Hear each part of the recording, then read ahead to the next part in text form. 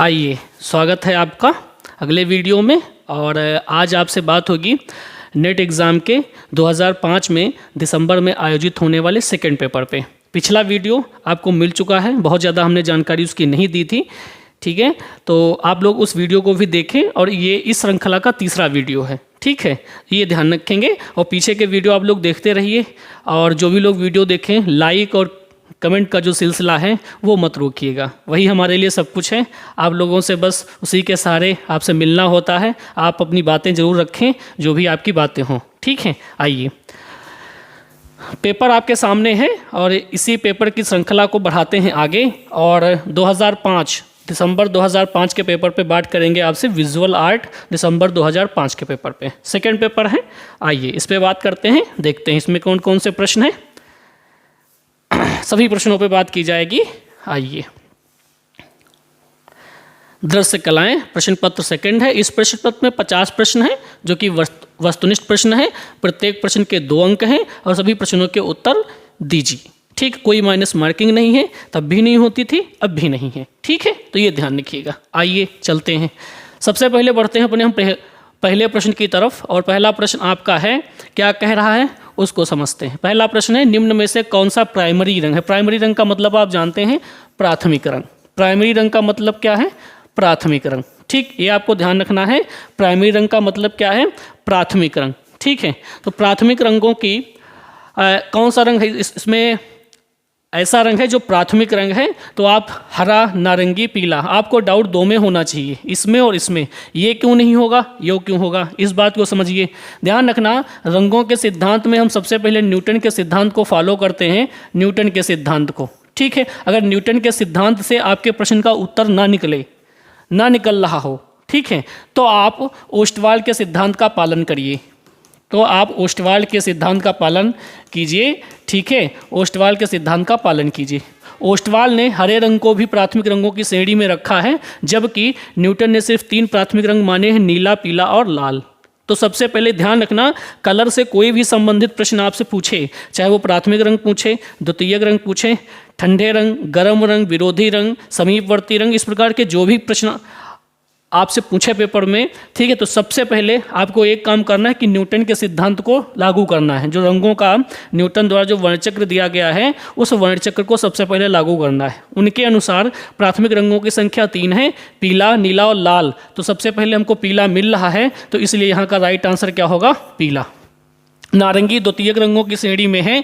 हरा रंग न्यूटन के अनुसार द्वितीयक रंग है और ओस्टवाल के अनुसार प्राथमिक रंग है। इस बात को भी ध्यान रखना, ये इंपॉर्टेंट है। मैजेंटा आप जानते हैं, CMY के प्रिंटिंग प्रेस से संबंधित रंगों का इस्तेमाल इसमें किया जाता, इस रंग को प्रिंटिंग प्रेस में यूज किया जाता है, CMY के, ठीक है। ध्यान रखना, ये नेट के एग्जाम में खूब पूछा जाता है क्रम लगाने को, CMY के, ठीक है। ये ध्यान रखना, ये इंपॉर्टेंट है आपके लिए। नेक्स्ट प्रश्न क्या है, जॉन गुटेनबर्ग। नेक्स्ट प्रश्न आपका क्या है कि जॉन गुटेनबर्ग कहाँ का था। इस पे लगातार आपसे पीछे बात हो रही है। जॉन गुटेनबर्ग, ठीक है, कहाँ का रहने वाला था, तो ये जर्मनी के थे, जर्मन के थे, ठीक है। और इनकी सबसे बड़ी खोज क्या थी, चलन धातु विधा। चलन धातु विधा, टाइप विधा होती है, जिसको मूवेल टाइप भी कहते हैं। क्या कहते हैं, मूवेल टाइप भी कहते हैं, ठीक है। मूवेल टाइप, गतिशील अक्षरों की छपाई, मूवेल टाइप या चल धातु टाइप अक्षर, इस तरह से नाम तोड़ तोड़ के आपसे पेपर में विकल्प रखे जाते हैं, तो ध्यान रखना, इंपॉर्टेंट है, ठीक है। आइए अब चलते हैं प्रश्न संख्या 3 पे। मथुरा की मूर्तियां बनाई गई थीं, ठीक है। तो मथुरा की मूर्तियां, मथुरा जो सेंटर था, पहले तो इसको आप ध्यान रखें, मथुरा जो सेंटर था, मूर्ति का जो सेंटर था, यहाँ पर 2 राजवंशों से संबंधित मूर्तियाँ हमें देखने को मिलती हैं। एक तो कुषाण वंश और दूसरी बार ये सेंटर कब बना, गुप्त वंश, ठीक है। ये ध्यान रखना, दूसरी बार कब बना, गुप्त वंश। तो ये इंपॉर्टेंट है, ये ध्यान रखिएगा। आइए विकल्प चुनते हैं, तो विकल्प क्या है इसका, चुनार का रेतीला पत्थर। चुनार के रेतीले पत्थर से ये निर्मित किया गया, या चुनार का लाल बलुआ पत्थर भी आप कह सकते हैं, ठीक है। ये ध्यान रखना, तो ये इंपॉर्टेंट हो गया। संगमरमर से कोई मतलब नहीं है, तो ये 2 तो आप काट ही दीजिए। लाल रेतीला पत्थर यहाँ पर भी है और रेतीले पत्थर की बात यहाँ पर भी की गई है। ये जो पत्थर था ये भी लाल टाइप से ही था, ठीक है। लेकिन चुनार का रेतीला पत्थर या चुनार का लाल बलुआ पत्थर, ठीक है, इस तरह के विकल्प आते हैं पेपर में, तो आपको इसको ध्यान रखना है, ये आपके लिए इम्पोर्टेंट रहेगा और इस तरह के विकल्प आपके पेपर में रखे जाते हैं। ठीक है, ये ध्यान रखिएगा। अगले प्रश्न की तरफ बढ़ते हैं और प्रश्न संख्या 4 आपकी आती है। क्या है 4 नंबर में? चित्रकार जिसे क्यूबिज्म का पिता, ठीक है, घनवाद का पिता या क्यूबिज्म का पिता कहा जाता है। ठीक है, ये ध्यान रखना, अगर इस प्रकार से कोई प्रश्न आपसे पूछता है पेपर में, ठीक है, तो ध्यान रखना, अगर इस प्रकार से प्रश्न आता है कि चित्रकार जिसे क्यूबिज्म का पिता माना जाता है, ठीक है, तो 2 यहाँ पर पिकासो भी है, पाल सेजां भी है, ब्राग भी है और वान गाग भी है। सीधा सिंपल सा पॉइंट समझना, सेजां के लिए 2 पॉइंट आते हैं, 2 कोटेशंस आती हैं, आधुनिक चित्रकला का पिता और घनवादी चित्रों का पिता या घनवाद का पिता। पिता क्यों? क्योंकि सेजां के जो स्टिल लाइफ वाले चित्र थे, सेजां के जो स्टिल लाइफ वाले चित्र थे, उन्हीं स्टिल लाइफ चित्रों में हमें घनवादी पद्धति की झलक देखने को मिलती है, इसलिए पाल सेजां को इसका पिता कह दिया जाता है। फिर घनवाद की शुरुआत मुख्य रूप से किसके? तो पिकासो के द्वारा। पिकासो के द्वारा घनवादी कला आंदोलन की शुरुआत की जाती है और घनवाद का प्रथम चित्र अविन्यो की स्त्रियां, ये ध्यान रखना, अविन्यो की स्त्रियां, अविन्यो की स्त्रियां, ठीक, ये इसका इम्पोर्टेंट चित्र है। फिर उसके बाद घनवादी आंदोलन में हमें एक नई टेक्निक देखने को मिली जिसको हम कोलाज पद्धति कहते हैं। ठीक है, ये ध्यान रखना है, ये इम्पोर्टेंट है आपका। पिकासो 1881 के हैं, ब्राग 82 के हैं, ये भी घनवादी कलाकार हैं। वान गाग आपके उत्तर प्रभाववादी कलाकारों में इनका नाम लिया जाता है। ठीक है, पाल सेजां का वास्तविक जो आंदोलन था, जो वास्तविक शैली थी, वो थी उत्तर प्रभाववाद, उत्तर प्रभाववाद। ठीक है, उत्तर प्रभाववाद जिसको हम पोस्ट इम्प्रेशनिज्म भी बोलते हैं, पोस्ट इम्प्रेशनिज्म भी बोलते हैं, इसको ध्यान रखना। 1839 के हैं, 1839 के हैं पाल सेजां, फ्रांस से संबंधित हैं, ध्यान रखना है। प्रभाववादी कलाकारों से अलग होकर के सेजां ने एक नए आंदोलन का गठन किया और उसको हम एक नया आंदोलन उसने शुरू किया जिसको उत्तर प्रभाववाद के नाम से जाना जाता है। 1884 में फ्रांस में इसकी स्थापना हुई थी, उत्तर प्रभाववाद की। वान गाग भी इसी ग्रुप से संबंधित हैं, ध्यान रखना है इनको भी, क्योंकि ये जितने भी ऑप्शन आपके प्रश्न में दिए गए हैं सारे के सारे इंपॉर्टेंट हैं और सबसे कोई ना कोई क्वेश्चन आपके पेपर में जरूर आता है। ठीक है, ये ध्यान रखिएगा। आगे बढ़ते हैं। जैसा कि पिछले वीडियो में आपसे बात हो रही है लगातार कि छापा आर्ट में विशेष करके औजारों से कौन सा काम किया जाता है और प्रत्येक विधि का सिस्टम क्या है कि उस विधि में कैसे काम किया जाता है, उस प्रोसेस से क्वेश्चन खूब पूछता है। जैसा कि अगला प्रश्न आपके पास है कि लेविगेटर का उपयोग होता है। फर्स्ट वीडियो में जब फर्स्ट पेपर आपका हल हो रहा था 2004 वाला, ठीक है, उसमें लिथो के बारे में बात की गई थी आपसे। हमने ढेर सारे औजार लिखवाए थे कि कौन कौन सी सामग्री लिथो में यूज की जाती है और किस किस सामग्री का या किस किस औजार का कौन कौन सा काम होता है। ठीक है, तो उसी पर नज़र डालते हैं। एक है लेविगेटर, हमने आपसे बात की थी घर में जो आटा पीसने की चक्की होती है हमारे, ठीक है, ये मान लीजिए चक्की है, इसके ऊपर एक और पत्थर रखा हुआ है। ठीक है, बीच में आन होता है गांव में जिसमें आटा डाला जाता है और उस पर एक हैंडल लगा होता है। तो ये ऊपर का हिस्सा आप ले लीजिए, केवल ऊपर का हिस्सा, केवल ऊपर वाला, इसको क्या बोलते हैं? इसको क्या बोलते हैं? लेविगेटर, लेविगेटर बोलते हैं इसको। ठीक, ये ध्यान रखना। इस लेविगेटर की सहायता से जो आपका शिला होता है, जो लिथो पत्थर होती है, जो शिला होती है, ठीक है, इस पे क्या करते हैं? इस पत्थर को पानी में भिगोते हैं या पानी का छिड़काव करते हैं इस पे, फिर इस पर कार्बोरेंडम चूर्ण डालते हैं, फिर इस लेविगेटर के एक हत्थे को पकड़ के इसकी घिसाई करते हैं। ठीक है, जिसके घर में फर्श वर्श लगती होंगी या जो संगमरमर के पत्थर लगते हैं, फिर उन पत्थरों की बाद में घिसाई की जाती है। तो उस मशीन के नीचे जो सिस्टम लगा होता है, जो पत्थर लगा होता है जिससे उसकी घिसाई की जाती है, वो लेविगेटर का रूप होता है। ठीक है, प्रारंभ में ये हाथ वाले हैं, वो मशीन में लगे होते हैं। ठीक, तो ध्यान रखना। पत्थर को तराशने में उपयोग किया जाता है, गलत। तराशने का मतलब है पत्थर को काटने में, तो इसकी तो घिसाई की जाती है, तो काटने वाले का कोई मतलब नहीं बनता है, तो इसको काट दीजिए। गरम करने में, इसका भी कोई मतलब नहीं है। पत्थर बेवलिंग, इसका भी कोई मतलब नहीं है, इसको हटा दीजिए। अब बचा क्या? पत्थर की ग्रेनिंग। ग्रेनिंग का मतलब क्या होता है? घिसाई करना। ठीक है। पत्थर को चिकना करने के लिए पत्थर की जिस सतह पर आपको चित्र बनाना होगा उस सतह को पहले हम लेविगेटर और कार्बोरेंडम चूर्ण की सहायता से उसकी घिसाई करते हैं, उसकी सतह को चिकनाते हैं, ठीक है। इस प्रक्रिया को क्या कहते हैं? Graining the stone. इस प्रक्रिया को क्या कहते हैं? Graining the stone. और इसका संबंध कहाँ से है? लिथोग्राफी से, ठीक है। धीरे धीरे सारी की सारी चीज़ें आपके पेपर के माध्यम से ही इतनी चीज़ें आपको जानकारी मिल जाएगी कि हाँ कैसे उसको एग्ज़ाम में और कैसे कैसे प्रश्न पूछे जा सकते हैं। जैसे जैसे हम लोग पेपर की तरफ बढ़ते चलेंगे वैसे वैसे हम लोगों के पास चीज़ें आपको मिलती जाएंगी। बस आपको करना क्या है कि जब आप वीडियो देख रहे हों, जब आप क्लास देख रहे हों, तो एक पेन और कॉपी लेकर के साथ में बैठा करिए, ठीक है। और जो भी अच्छी चीज़ें हों या मान लीजिए जो चीज़ यहाँ पर नहीं लिखी जाती है, ओरल आपसे बता दी जाती है, तो उसको फटाक से नोट कर लिया करें, ठीक है। इससे और ज़्यादा अच्छी तैयारी होती है। उसके बाद अगला प्रश्न है लय क्या है? एक व्यवस्था है, एक शक्ति है, सममित है, ऊर्जा है। तो गति, तो जब गति होगी या ऊर्जा होगी तब गति होगी, तो लय का अर्थ सीधे सीधे क्या है? ऊर्जा से, ये ध्यान रखिए। अब आते हैं 7वें प्रश्न पे, और बाहर रखने वाली मूर्तियाँ, ठीक है।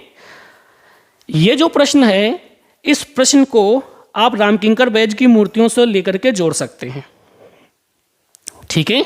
आप रामकिंकर बैज की मूर्तियों को इस प्रकार की मूर्तियों से जोड़ करके देख सकते हैं, ये ध्यान रखिए। क्योंकि रामकिंकर बैज की जो भी मूर्तियां हैं सीमेंट कंक्रीट माध्यम में है, सीमेंट कंक्रीट, और सीमेंट कंक्रीट को चाहे जितना पानी चाहिए कोई दिक्कत नहीं है, मतलब बाहर रख दीजिए उनको। और सीमेंट कंक्रीट से बनी कोई भी चीज़ हो बाहर ही रहती, कोई दिक्कत होती उसमें नहीं होती। लेकिन धातु वगैरह की अगर मूर्तियां होंगी तो कहीं ना कहीं उनका नुकसान या उनका कुछ ना कुछ क्षरण जरूर होगा। तब के समय की बात की जा रही। आजकल तो एक से एक टेक्निक है, धातुओं में कुछ ना कुछ मिलाते हैं जिससे कि उनका क्षरण नहीं हो पाता है, ठीक है। तो ध्यान रखिए। अब आते हैं बाहर रखने वाली मूर्तियाँ, इनको इंडोर स्कल्पचर बोलते हैं। क्या वो आउटडोर स्कल्पचर बोलते हैं। जो बाहर वाली मूर्तियाँ होती हैं इनको आउटडोर स्कल्पचर बोलते हैं, आउटडोर स्कल्पचर। इस प्रकार के स्कल्पचरों की शुरुआत भारत में किसने की थी? तो उनका नाम रामकिंकर बैज है। क्या नाम है उनका? रामकिंकर बैज का इस प्रकार की मूर्तियों के लिए नाम लिया जाता है। और भी कलाकार हैं लेकिन बैज जी जो हैं वो सबसे ज़्यादा प्रसिद्ध हैं इसके लिए। कहता है कि जो बाहर रखे जाने वाली मूर्तियाँ होंगी क्या वो भंगुर होनी चाहिए? भंगुर का मतलब भंगुर होनी चाहिए। अगर भंगुर होगी तो टूट जाएंगी बहुत जल्दी, बाहर अगर रखी होंगी तो भंगुर नहीं होनी चाहिए। तो पहला पॉइंट क्या है? गलत करना है। ऊंची होनी चाहिए। भाई हाइट से मतलब कहाँ है इससे? भाई बाहर रखे जाने वाली मूर्तियाँ छोटी भी हो सकती हैं, बड़ी भी हो सकती हैं, ठीक। तो ऊंची नहीं होनी चाहिए, कोई ज़रूरी नहीं है। सपाट होनी चाहिए, ये भी कोई ज़रूरी नहीं है। भाई आप सपाट भी रख सकते हैं, नहीं भी रख सकते हैं, लेकिन ये कोई खास इंपॉर्टेंट नहीं। सबसे इंपॉर्टेंट पॉइंट क्या है? स्थायी स्वभाव की होनी चाहिए, मतलब मजबूत होनी चाहिए, बस इतना ध्यान रखिए। छोटी हो चाहे बड़ी हो, सपाट हो चाहे खुरदुरी हो, ठीक है, बस स्थायी होनी चाहिए। मतलब एक जगह लगा दीजिए उनको, ठीक है, स्थायी होनी चाहिए। और स्थायी स्वभाव की मतलब मजबूत होनी चाहिए। जैसे सीमेंट और कंक्रीट की मूर्ति अगर लगी है तो एकदम बहुत मजबूत मूर्तियां वो हो जाती हैं। जैसे शांतिनिकेतन में आप जब जाते हैं या शांतिनिकेतन के बारे में हम लोग जब पढ़ते हैं तो रामकिंकर बैज की जितनी भी मूर्तियां हैं वो शांतिनिकेतन के प्रांगणों में हैं। तो उसका रीजन यही है क्योंकि वो सीमेंट कंक्रीट से बनी है। चाहे बारिश हो, आंधी आए, तूफान आए, ठीक है, बारिश होगी तब भी कोई दिक्कत नहीं, ओस पड़ेगी तब भी कोई दिक्कत नहीं। लोहे वगैरह की होंगी, धातु वगैरह की होंगी, समझ रहे हैं, तो वो कहीं ना कहीं जल्दी नुकसान होंगी, ठीक है। तो ये ध्यान रखना, बाहर रखने वाली मूर्तियाँ स्थायी स्वभाव की होनी चाहिए, ये ध्यान रखना, ये इंपॉर्टेंट है।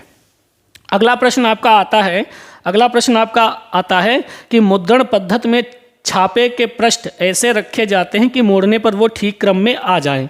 ये जो सिस्टम होता है, ये जो टेक्निक होता है, ये जो शब्दावली जिस कार्य के लिए यूज की गई है उस कार्य को हम इम्पोजिशन कहते हैं, ठीक है, इम्पोजिशन कहते हैं, ठीक है। ध्यान रखना, पृष्ठ को ऐसे रखें, पृष्ठ को ऐसे संभाल कर रखें कि उनको जब लास्ट में सही करना हो आपको तो वो एक क्रम में लग जाएं, एक सीरियल में लग जाएं। वो सीरियल होना चाहिए आपके पास, उसी को हम इम्पोजिशन कहते हैं, उसी को हम क्या कहते हैं? इम्पोजिशन कहते हैं, ये ध्यान रखना।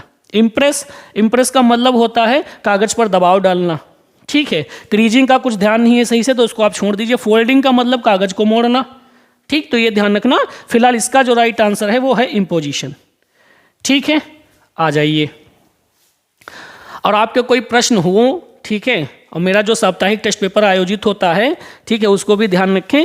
जो लोग नहीं जुड़े हैं अभी तक वो कमेंट कर सकते हैं, आपको लिंक दे दी जाएगी व्हाट्सएप ग्रुप की, आप जुड़ सकते हैं। निःशुल्क टेस्ट है वो, ठीक है। बढ़िया प्रश्नों को छांट छांट के हम लोग रखते हैं और सबका फ़ायदा हो इस उम्मीद से उस प्रकार का पेपर बनाया जाता है आपका, ठीक है। ज़्यादा से ज़्यादा सब लोग देखा करें, ज़्यादा से ज़्यादा सब लोग लाइक किया करें, ठीक है। सब्सक्राइब भी कर लें जो लोग अभी तक नहीं किए हैं। भाई देख बहुत लोग लेते हैं, लाइक और कमेंट बहुत कम करते हैं। आपके कोई प्रश्न हुआ करें, कोई सुझाव देना हो आपको, बेझिझक अपनी बात रखिए, निश्चिंत हो करके, ठीक है, ये ध्यान रखिए।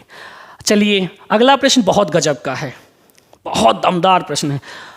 पान का बीड़ा, पान खाते थे, ये जो आपके कलाकार हैं, मेरा बहुत ही फेवरेट कलाकार है। जब भी इनके बारे में पढ़िए, बड़ा ही रोचक व्यक्ति था, बड़ा ही दिलदार आदमी था, ठीक है। बहुत ही ज़बरदस्त कलाकार थे, दिलदार तो बहुत ज़्यादा थे भाई। 25,000 रुपये में अपनी प्रेस और चित्र छापने के अधिकार जिस व्यक्ति ने बेच दिए हों, ठीक है, वो समझिए कितना दिलदार आदमी होगा। बहुत मस्त आदमी थे। पान खाते थे, पान बहुत अच्छे से खाते थे, पान खाने का बड़ा ही शौकीन कलाकार थे। इनके बारे में क्या बताएं, सब तो इनके बारे में जानते हैं आप लोग। 1848, 1905 ये जन्म की डेट हो गई, ये मृत्यु की डेट हो गई। अब इनकी शिक्षा की बात कर लें तो सबसे पहले इन्होंने राजा राजवर्मा जो इनके मामा जी थे उनसे शिक्षा ली, ठीक है, ये ध्यान रखना, ठीक है। उसके बाद रामास्वामी नायडू का नंबर आता है, जिसको हम नायस्कर भी बोलते हैं, उनसे शिक्षा लेते हैं। तीसरे नंबर पे अलागिरी नायडू से संपर्क करते हैं।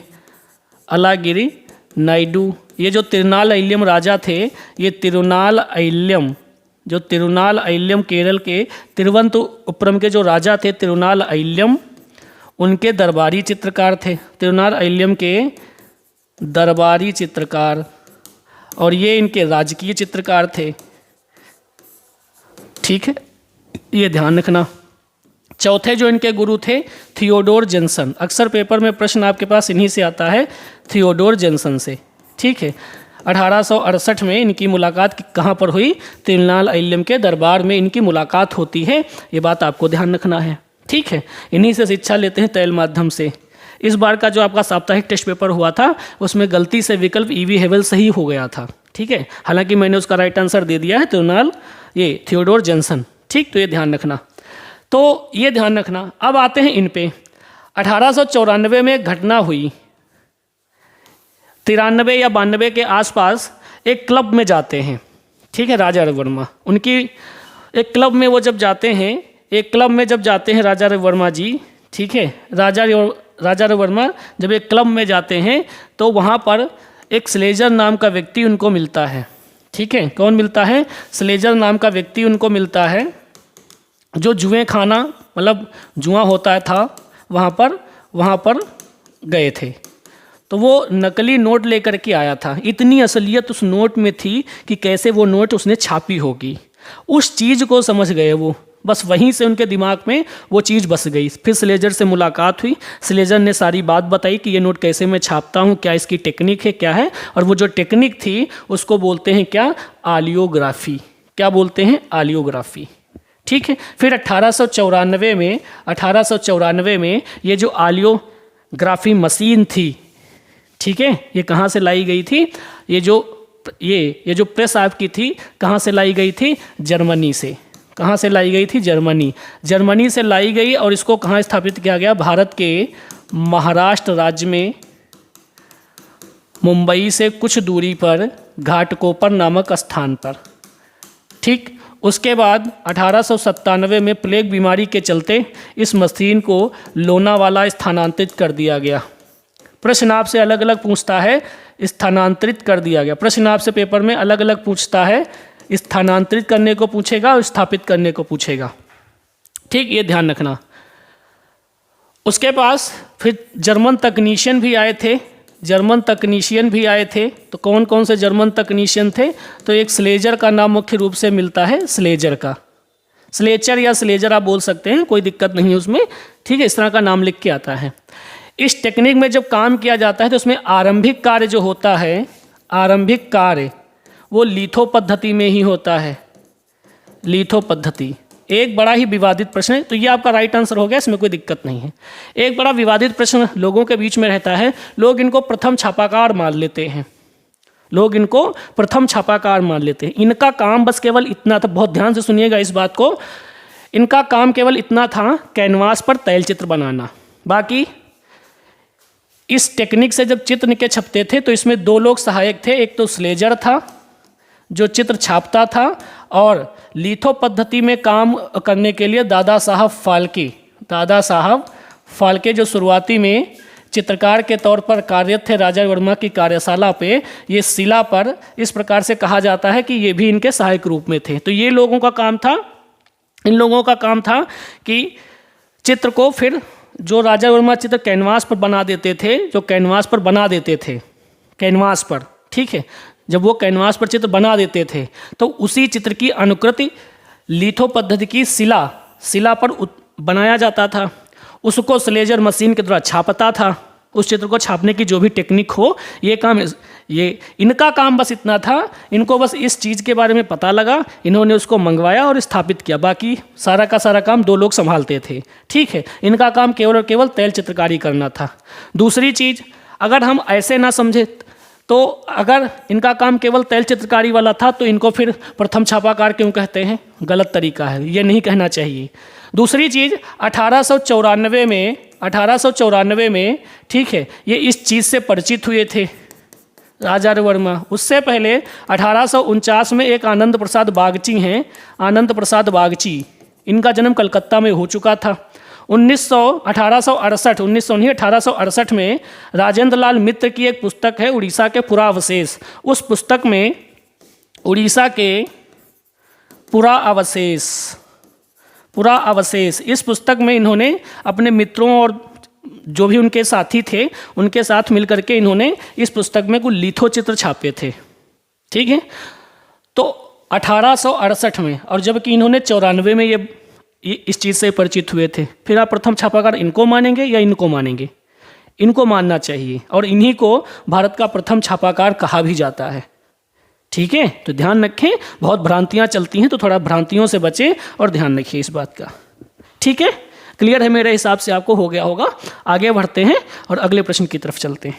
आइए, अगला प्रश्न है हमारा, यामिनी राय प्रेरित हुए थे। तो यामिनी राय के लिए दो चीज़ें हैं, ध्यान रखना, हमेशा ध्यान रखना। एक तो आता है लोक कला से, ठीक है। जब लोक कला ना हो विकल्प में, लोक कला से, तब इस तरह के विकल्प आपके पास होंगे। काली घाट होगा, नहीं काली घाट होगा तो बंगाल के पटचित्र होगा, बंगाल के पटचित्र होगा, ठीक, ये ध्यान रखना। जब ये ना हो तो ये होगा, ये नहीं होगा तो ये होगा, ये नहीं होगा तो ये होगा, ठीक। तो फिलहाल यहाँ पर क्या है, काली घाट के जो चित्र थे वो लोक कलाकारों के द्वारा बनाए जाते थे, उन्हीं चित्रों को देख करके इन्होंने अपने चित्रों में काम किया था, जिसको हम लोक कला के रूप में कहते हैं। और यामिनी राय के बारे में जाने तो 1887 में इनका जन्म हुआ था, ठीक है। भारत के प्रथम पिकासो के रूप में भी चर्चित हैं। इसमें भी पिकासो वाले में भी देख लीजिए इस चीज़ को। पहली बार पिकासो यामिनी राय को कहा गया, दूसरी बार किसको कहा गया? हुसैन को कहा गया। और एक हैं आपके जॉर्ज कीट, इनको भी कहा जाता है, इन्हें श्रीलंका का पिकासो कह दिया जाता है, ठीक है। लेकिन इन तीनों में से अगर तीनों विकल्प हैं तो आपको क्या चुनना है? हुसैन को चुनना है। ना हुसैन हो तो आप यामिनी राय को चुन सकते हैं, लेकिन नंबर 1 पे हुसैन, नंबर 2 पे ये, और नंबर 3 पर इनको रखिए। ये ध्यान रखना। इसमें भी बहुत लोगों के प्रश्न आते रहते हैं कि सर यामिनी राय होगा या हुसैन होगा, ठीक है। तो अगर हुसैन है तो हुसैन को चुनिए, चूँकि हुसैन को सर्वाधिक मान्यता प्राप्त है इस क्षेत्र में, ठीक है, ये ध्यान रखिए। आइए अगले प्रश्न की तरफ बढ़ते हैं। परिदृश्य के सिद्धांत का प्रारंभ करता। तो परिदृश्य का मतलब आप पर्सपेक्टिव या इस तरह से ले सकते हैं, ठीक है। तो इस चीज़ को हम जब देखेंगे तो यहाँ पर जो राइट आंसर आपका निकल के आएगा, यहाँ पर आपका जब राइट आंसर निकल के आता है तो इसका राइट आंसर क्या है? लियोनार्डो विंची, ठीक है, ये इसका राइट आंसर है। परिदृश्य के सिद्धांत का प्रारंभ करता लियोनार्डो विंची है, ध्यान रखना। और आप जानते हैं दो कलाकारी आपके हैं, हाई रिनेसां के हैं, हाई रिनेसां से संबंधित हैं, ये ध्यान रखना, हाई रिनेसां से। ठीक है, इनका जन्म कब हुआ था? 1474 में। और विंची का जन्म कब होता है? 1451 में, है नहीं, 52, 1452-51, अपना ध्यान रखना, वो 74 के हैं, ध्यान रखना। जान वान आइक नीदरलैंड के कलाकारों में से हैं, 1300 कुछ इनका डेट ऑफ बर्थ है, कंफर्म नहीं इस समय याद है तो छोड़ देते हैं। नीदरलैंड के हैं, 1300 कुछ है, 1380 या कुछ इस तरह से है। ठीक है, तो 1300 कुछ के कलाकार ये आपके हैं। ठीक, ध्यान रखना, इनको भी अर्ली रिनेसां के अंतर्गत रखा जाता है। अगर इनकी शैली है या किस काल के दौरान है, तो नीदरलैंड में जब आरंभिक मतलब वहाँ पर भी पुनरुत्थान काल हुआ था नीदरलैंड में भी, तो वहाँ के आरंभिक पुनरुत्थान कालों में इनको रखा जाता है। अल्बर्ती, ये भी आपके रिनेसां काल से संबंधित चित्रकारों में से हैं, ध्यान रखना, इंपॉर्टेंट है। चित्रकार के साथ साथ भित्ति चित्रकार भी थे, ये वास्तुकार, मूर्तिकार और चित्रकार और लेखक भी थे। एक चुनने को आए तो मूर्तिकार चुन लीजिए, मूर्तिकार सबसे ज़्यादा थे। ठीक, तो ध्यान रखना। जानवा नाइक के लिए एक पॉइंट और आता है, तैल चित्रण का आविष्कार, जो तैल चित्रण पद्धति थी, इसके जन्मदाता माने जाते हैं। तैल चित्रण पद्धति, आधुनिक तैल चित्रण पद्धति जो है, उसका जन्मदाता इनको कहा जाता है। ठीक है, ये ध्यान रखना, ये इंपॉर्टेंट है आपका। उसके बाद है लक्ष्य के श्रोतागण कौन कौन हैं। लक्ष्य के श्रोतागण कौन कौन से हैं, ये प्रश्न आपके पास है। ठीक है, लक्ष्य के श्रोतागण कौन कौन से हैं? जो रेडियो सुनते हैं वही हैं, जो टीवी का इस्तेमाल करते हैं क्या वो हैं, उपभोक्ता, एक पढ़ने वाला, इंग्लिश में who is the target of audience.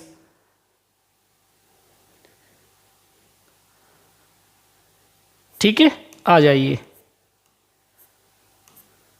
भाई। टीवी होगी तब भी उसका भी कोई ना कोई उपभोक्ता ही होगा। ठीक है, रेडियो होगा उसका कोई ना कोई उपभोक्ता होगा, एक पढ़ने वाला उसका भी कोई ना कोई, जैसे अखबार कोई पढ़ता है या इस तरह से कुछ है, तब भी वो एक उपभोक्ता के तौर पर ही है। ठीक है, तो ये ध्यान रखना, लक्ष्य के श्रोतागण कौन होते हैं, तो लक्ष्य के श्रोतागण कौन होते हैं, तो एक उपभोक्ता होते हैं, ये ध्यान रखना। ठीक है, तो इसका राइट आंसर क्या है? ये।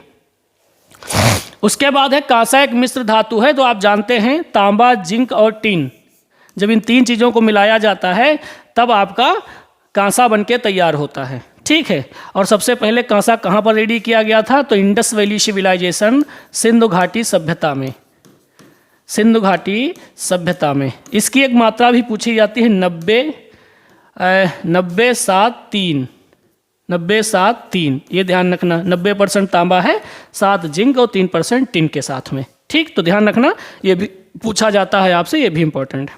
एक प्रश्न है 14 नंबर, पद्म पाणि बोधिसत्व कहाँ है? इससे आसान प्रश्न नेट के पेपर में नहीं है।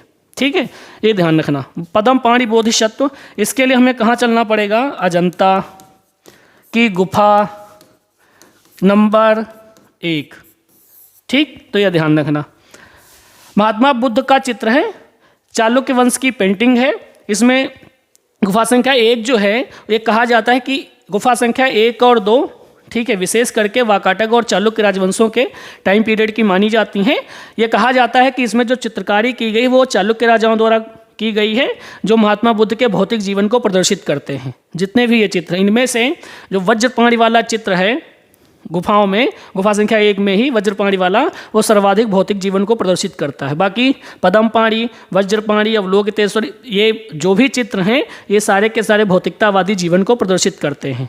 एक प्रश्न और पूछा जाता है कि अजंता की गुफाओं में, अजंता की केव्स में किन गुफाओं में भौतिक जीवन को चित्रित किया गया है, या महात्मा बुद्ध को भौतिक जीवन से या भौतिक सुख सुविधाओं से युक्त दिखाया गया है? तो गुफा संख्या 1 और 2, और इस समय की जो चित्रकारी थी वो चालुक्य राजाओं के अंतर्गत या चालुक्य राजाओं के नेतृत्व में करवाई गई। तो ये भी पॉइंट ध्यान रखना, वो भी इंपॉर्टेंट है। हमें यहाँ पर राइट आंसर क्या निकालना है? अजंता की गुफाओं में। ठीक है, बाघ तो गुप्त काल की पूर्ण रूप से हैं, इसमें कोई दिक्कत नहीं है, इसमें कोई दिक्कत नहीं है।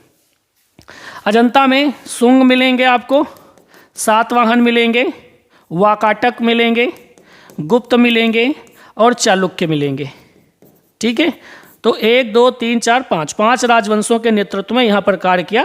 ठीक है, ये ध्यान रखना। उदयगिरि की, इसमें भी बहुत सारे बच्चों को हमेशा प्रश्न में डाउट रहता है कि उदयगिरि, तो जब भी उदयगिरि आपसे कहे, जब भी आपसे कहे उदयगिरि, तो आप विदिशा मध्य प्रदेश चले जाइए। विदिशा मध्य प्रदेश। किस काल की हैं? तो ये गुप्त काल की हैं, ध्यान रखना। हिंदू या ब्राह्मण धर्म से संबंधित हैं, ये ध्यान रखना। एक आती हैं उदयगिरी एवं खंडगिरी, उदयगिरी एवं खंडगिरी की गुफाएं, इस तरह से भी लिख के आता है। तो ये शुंग वंश की हैं, भुवनेश्वर उड़ीसा में पड़ती हैं, ठीक है, भुवनेश्वर उड़ीसा में पड़ती हैं और जैन धर्म से संबंधित हैं। तो ये इनका धर्म है, तो ये ध्यान कर लीजिए, इंपॉर्टेंट है। सिगरी की गुफाएं, सिगरी का मतलब सिगरिया से है, सिगरी का मतलब सिगरिया से है, सिगरिया की गुफाएं कहाँ हैं? तो ये दाम्बुल्ला कस्बे में है, दाम्बुल्ला कस्बा, मटाला जिला, मटाला जिला, देश कौन सा है? श्रीलंका है, ठीक, ये ध्यान रखना। 1830 में मेजर फॉर्मस ने इनकी खोज की थी और 1879 में इनकी मिस्टर मुरे ने प्रतिलिपियाँ बनाई थी और ये प्रतिलिपियाँ कहाँ रखी? कोलंबो संग्रहालय में, ठीक है, ये ध्यान रखना, ये इंपॉर्टेंट रहेगा हमारे पास। तो ये हो गया आपके नॉर्मल प्रश्न। अब बढ़ते हैं आगे की तरफ। आगे की तरफ जब बढ़ेंगे तो प्रश्न संख्या 15 पे चलेंगे और इसमें लिखा है कि सिल्क स्क्रीन में स्टेंसिल पकड़ने में जो कपड़ा इस्तेमाल किया जाता है उसको क्या बोलते हैं? ठीक है, जो कपड़ा इस्तेमाल किया जाता है उसको क्या बोलते हैं? स्टेंसिल को पकड़ने में जो कपड़ा इस्तेमाल किया जाता है उसको क्या बोलते हैं? तो सबसे पहले तो क्या आया था? सबसे पहले सिल्क स्क्रीन यानी कि रेशम के कपड़े का इस्तेमाल किया जाता था, फिर नायलॉन का कपड़ा आया, फिर पॉलीविनाइल की बात की गई और वर्तमान समय में बोल्टिंग क्लॉथ सबसे इम्पॉर्टेंट है। बोल्टिंग क्लॉथ, वर्तमान समय में बोल्टिंग क्लॉथ के कपड़े का यूज किया जाता है, ये ध्यान रखना, इंपॉर्टेंट है, महत्वपूर्ण है। सिल्क स्क्रीन इसको समझ लेते हैं। ये आपकी स्टेंसिल तकनीक, स्टेंसिल तकनीक छापा चित्रकला की जो चौथी विधि है, स्टेंसिल तकनीक का सबसे अच्छा उदाहरण है, इस बात को ध्यान में रखिए, ठीक है, इंपॉर्टेंट है। 1907 ईस्वी में इसका जन्म माना जाता है, ठीक, ये ध्यान रखना, इंपॉर्टेंट है। प्रश्न संख्या 16 को देखते हैं। एक प्लेट से रिप्रोडक्शन बनाने में जो चित्र स्क्रीन के माध्यम से बिंदुओं में बदल जाता है, जो चित्र, रिप्रोडक्शन का मतलब है उसकी प्रतिलिपि बनाने में, इस प्रकार की बात की, रिप्रोडक्शन का मतलब होता है उसकी प्रतियां। तो प्रतियां जब अधिकतर इस शब्द का इस्तेमाल, रिप्रोडक्शन शब्द का इस्तेमाल जब आप पोस्टर चित्र बनाते हैं, पोस्टर जब बनाते हैं, विज्ञापन में आप जब जाते हैं, डिज़ाइनिंग की प्रक्रिया जब हो जाती है तो उसके पास जब मैकेनिकल वर्क होता है, आर्ट वर्क, उसमें जो उस पोस्टर की प्रतियां छापी जाती हैं, उस प्रतियों को छापते छापते एक प्लेट से रिप्रोडक्शन बनाने में जो चित्र स्क्रीन के माध्यम से बिंदुओं में बदल जाता है। आप लगातार एक ही प्लेट से बिना इंक लगाए, ठीक है, लगातार प्रतियां ले रहे हैं, तो कहीं पर इंक ज़्यादा लगी, कहीं पे कम लगी, कहीं पे ज़्यादा, 2 4 5 बार प्रिंट आप ले रहे हैं, इंक नहीं लगा रहे हैं, बीच बीच में क्या होता है कि कहीं कहीं पर दाने टाइप से छप जाते हैं या कहीं कहीं पर बिंदु टाइप से हो जाते हैं। तो वही कह रहा है कि इसको क्या बोलते हैं, इसको क्या बोलते हैं? तो इसको हाफ टोन बोलते हैं। हाफ टोन, कहीं पर इंक ज़्यादा लगेगी, कहीं पर कम लगेगी, मतलब अधिकांश चित्र में ज़्यादा इंक होगी और जहाँ पर इंक कम पड़ जाती है प्लेट में और कागज़ पे उस जगह पे वाइट छूट जाता है या वहाँ पे अच्छे से इंक नहीं लग पाती है, तो ये जो होता है इसको क्या बोलते हैं? इसको हाफ टोन बोलते हैं, ये ध्यान रखना, ये इंपॉर्टेंट है आपके लिए, ठीक है, ये ध्यान रखिएगा। बात क्लियर हो जाए, ठीक है, तो ध्यान रखना इसको। अगर आपको डाउट हो तो आप कमेंट सेक्शन में अपनी बात रख सकते हैं, आपको फिर बता दिया जाएगा अगले वीडियो में, ठीक, ये ध्यान रखना। फिर है रामकिंकर बैच की संथाल फैमिली प्रारंभ में किस सामग्री, प्रश्न कह रहा है कि प्रारंभ में, इस बात को समझ लीजिए कि प्रारंभ में ये किस सामग्री से बनाई गई थी। तो प्रारंभ में या इस समय पूछे या प्रारंभ में पूछे, क्योंकि एक प्रश्न आता है नेट के पेपर में ही, इसी नेट के एग्जाम में ही एक प्रश्न आता है कि रामकिंकर बैच की जो संथाल फैमिली वाली मूर्ति है उसको कांसे में किसने ढाला था, ये प्रश्न आता है, तो उसमें ऑप्शन रामसुतार होता है, ठीक है, तो ये ध्यान रखना। आगे एक प्रश्न आपको मिलेगा ऐसा, किस सेट में है, किस सन में है, ये तो खैर मुझे सही से नहीं ध्यान है, लेकिन आगे आपको पेपर में कहीं ना कहीं वो प्रश्न मिलेगा कि रामकिंकर बैच की जो संथाल फैमिली वाली प्रतिमा थी उसको कांसे में किसने ढाला था, ये प्रश्न आगे आपको मिलेगा, ठीक है, तो आप निश्चिंत रहिए, जब आगे प्रश्न आएगा तो उस पर बात करेंगे। तो प्रारंभ में अगर नॉर्मल प्रश्न आपसे पूछता है कि रामकिंकर बैच की जो संथाल फैमिली, ठीक है, जो संथाल फैमिली एक मूर्ति शिल्प है वो किस माध्यम में है, प्रारंभ में किस माध्यम में था, ठीक है, तो इस प्रकार का जब भी कोई प्रश्न आपसे पूछे तो आप सीमेंट कंक्रीट बताइए, ये ध्यान रखना है, बाकी इनके बारे में तो पीछे हम लोग बात कर ही चुके हैं। ध्यान रखना मूर्ति बड़ी इंपॉर्टेंट है, नेट के पेपर में चित्र डालकर क्वेश्चन इसे पूछे जा चुके हैं। इनकी और भी मूर्तियां हैं, ठीक है, उनको भी ध्यान रखने से हार्वेस्टर करके इनकी मूर्ति है, काला ऑफ द मिल करके, संथाल फैमिली तो है ही है, ठीक है। तो मूर्तियां इनकी ध्यान रखना, बंगाल शैली और उसके आसपास के जितने भी मूर्तिकार और चित्रकार हैं, विशेष करके मूर्तिकारों को ध्यान रखें, उन मूर्तिकारों की मूर्तियां जरूर देखें आप सब लोग, ठीक है। हम लोग जब तक आएंगे यहाँ पर, तब तक हो सकता है कि आपका ये वाला एग्ज़ाम फिनिश हो जाए जो अभी डेट आई हुई है। अगले जब भी आपके एग्ज़ाम होंगे उनमें बड़ा ही महत्वपूर्ण आपके ये वीडियो साबित होंगे। इस तरह के पेपर अभी तक आपको नहीं मिलेंगे, यूट्यूब पर नहीं मिलेंगे, ठीक है। तो ध्यान रखें, मिलेंगे लेकिन इतना मेरे हिसाब से कि हर एक ऑप्शन के बारे में अगर बात की जाए तो बहुत कम है। तो ध्यान रखना सीमेंट कंक्रीट, इनके बारे में बात आपसे की जा चुकी है। मूर्तिकार चित्रकार के रूप में फेमस है, एक पूछे तो मूर्तिकार लगा लीजिएगा, नहीं तो दोनों के लिए जाने जाते हैं, दोनों में बराबर काम है। चित्र इनके अधिकतर टेम्परा माध्यम में है, हालांकि तैल माध्यम में भी इन्होंने काम किया है। और उसके बाद सीमेंट कंक्रीट इनकी मूर्तियों का मुख्य माध्यम है, लेकिन इनकी कुछ मूर्तियाँ पत्थर में भी हैं, जैसे रिजर्व बैंक ऑफ इंडिया के गेट पर लगी यक्षिणी की मूर्ति, उस मूर्ति को जरूर देख लेना, गूगल कर लेना, देख लेना अच्छे से, जो नेट का पेपर देने जा रहे हैं, ठीक है। हो सकता है कि वो आपको चित्र डाल करके पूछे कि मूर्ति किसकी है, इस मूर्ति के बारे में बताइए, जो कुछ भी है वो अपना ध्यान रखें। आइए, इनमें से कौन सा सिंथेटिक रंग है? सिंथेटिक रंग, ठीक है।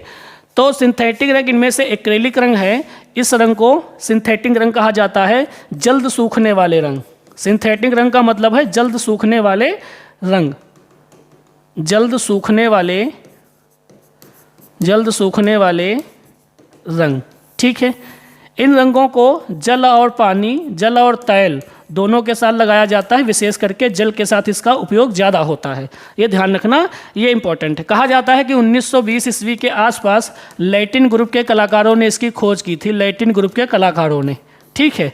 इस रंगों का सबसे पहले उपयोग कहाँ किया गया था? तो मैक्सिको में किया गया था, मैक्सिको में, ठीक, ये ध्यान रखना, ये इंपॉर्टेंट है आपका। तैल रंगों की बात आपसे की जा चुकी है ऊपर। नीदरलैंड के कलाकार एक आपके थे जान वान आइक, जिनके द्वारा आधुनिक तैल रंगों की खोज की गई थी, ठीक, ये ध्यान रखना। पेस्टल रंगों में इसमें क्या, इसमें फिक्सेटिव सबसे इंपॉर्टेंट चीज़ है, ये आपसे क्वेश्चन पेपर में अक्सर पूछा जाता है। जल रंगों को तो आपको पता ही है, ये ध्यान रखना। पाल्स एंड बॉय जो है उसके जल रंगों का पितामह कहा जाता है, ठीक है। आ जाइए, अगला एक प्रश्न है, बड़ा इंपॉर्टेंट प्रश्न है। उस शैली को पहचानिए जो क्लासिकल ग्रांडुएर के पुनर्जन्म के लिए जाना जाता है। क्लासिकल ग्रांडुएर का मतलब ये है कि जो शास्त्रीय युग की कला आपकी थी, ग्रीक कला में हम लोगों ने जब पढ़ा था, तो उसका पुनर्जन्म कहाँ होता है? ग्रीक युग में आपने जब पढ़ा था, प्राचीन युग को आपने जब पढ़ा था, तो वहाँ पर धार्मिक रूपों में मानवीय विषयों को अंकित किया गया था, ठीक है।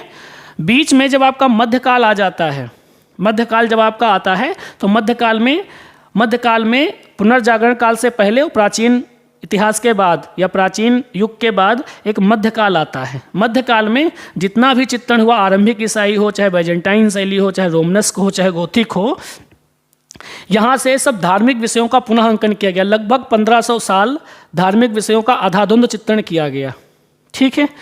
इस बीच मानवीय घटनाओं या मानवीय संवेदनाओं को भुला दिया गया। इस प्रकार की मानवीय संवेदनाओं और मानवीय भावनाओं को फिर से कहाँ पर चित्रित किया गया था? तो पुनर्जागरण काल में चित्रित किया गया था, जिसको हम रिनेसां कहते हैं। तो यहाँ का जो राइट आंसर है वो रिनेसांस है, ठीक है, ये ध्यान रखना। इसका राइट आंसर क्या निकलेगा? रिनेसां, पुनर्जागरण, जहाँ पर मानवीय संवेदनाओं,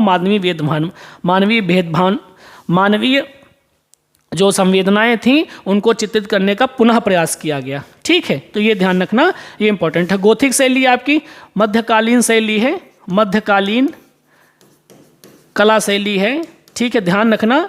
गोथिक शैली 11वीं से 1400, वही 1300 कुछ तक चलती, 1398 मान लें, यानी कि पुनर्जागरण काल से पहले 1100 से 1400 मान सकते हैं, इस तरह से इसको आप मान सकते हैं, ठीक है। सबसे खास विशेषता इसकी क्या है? Stain glass painting. सबसे खास विशेषता क्या है? स्टेन ग्लास पेंटिंग इसकी सबसे खास विशेषता है। रंजित कांच की खिड़कियाँ, ये खूब पूछा जाता है। दूसरा गोल मेहराब पूछा जाता है, ऊंची ऊंची इमारतें हैं, गोल मेहराब हैं, ठीक है, ये ध्यान रखना। खिड़की दरवाजे खूब बनाए गए हैं, खूब बड़े बड़े हैं, दीवारें कम हैं तो इसलिए भित्ति चित्रण यहाँ पे कम हुआ था। जो भी यहाँ पर चित्रण हुआ था सारा का सारा ग्लास पेंटिंग में हुआ था, कांच की खिड़कियों पर। ठीक, तो ध्यान रखना। बरोक कला में कैरावेजियो और आपको रिम्ब्रा, दो कलाकार आपको ध्यान रखने हैं।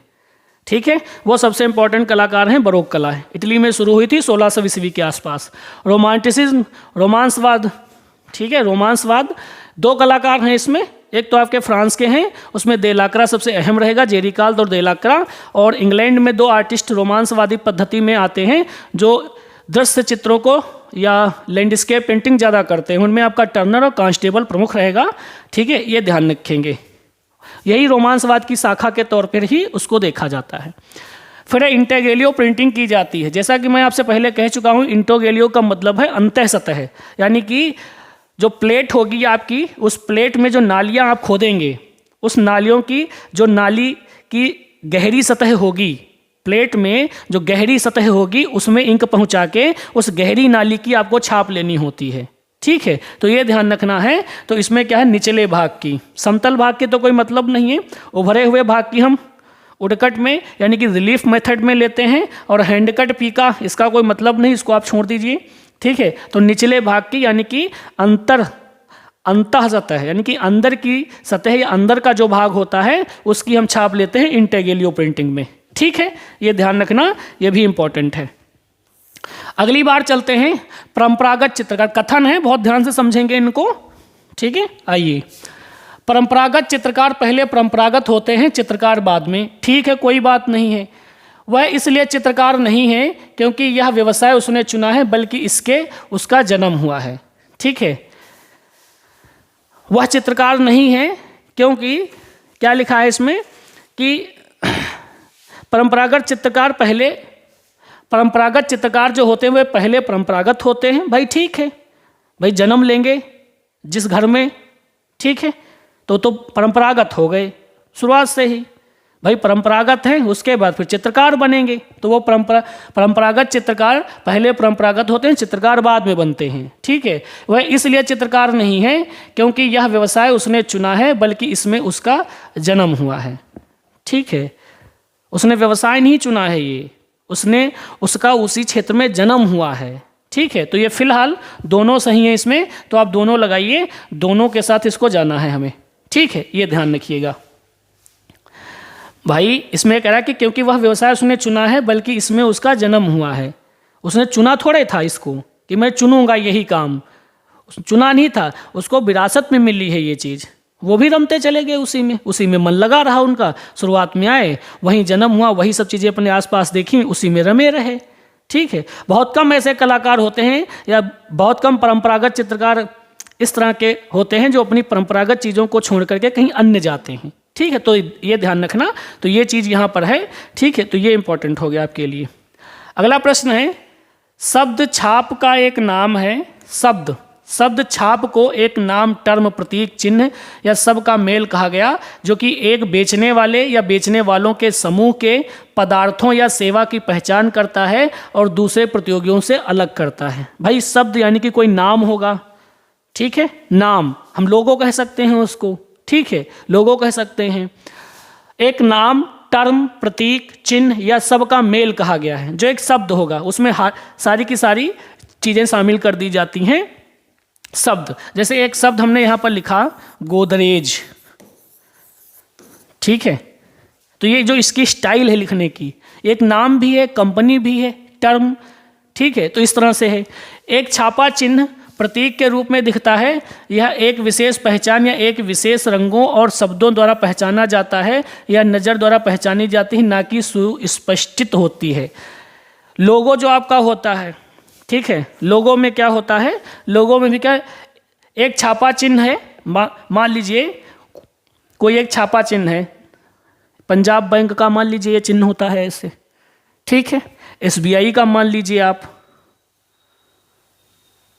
SBI का जो लोगो होता है इस तरह से मान लीजिए, ये SBI हो गया, ये आपकी PUNB पंजाब वाली हो गई। एक प्रतीक के रूप में दिखता है, एक विशेष पहचान या एक विशेष रंगों और शब्दों द्वारा पहचाना जाता है। ठीक है, कोई विशेष रंग से छपा होता है, जैसे SBI में देखेंगे नीले रंग का छपा होता है।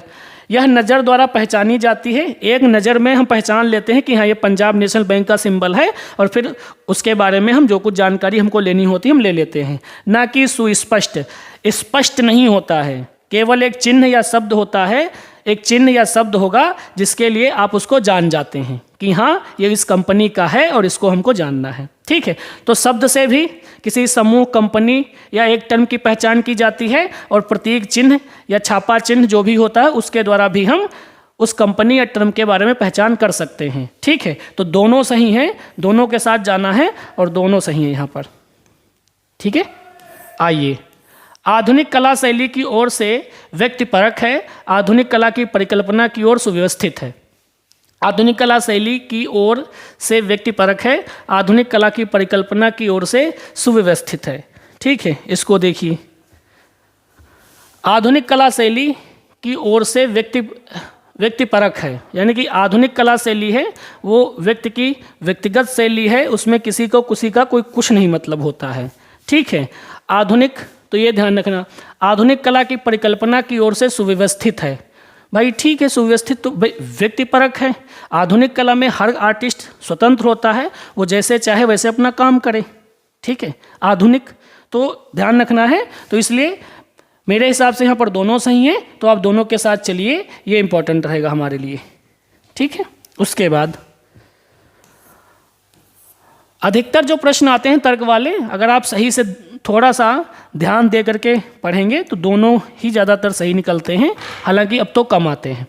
मूल छापा चित्र परंपरा अनुसार चित्रकार हस्ताक्षर करते हैं, उनकी क्रमिक संख्या दर्शाती है कि कितने छापा चिन्हों का संस्करण है।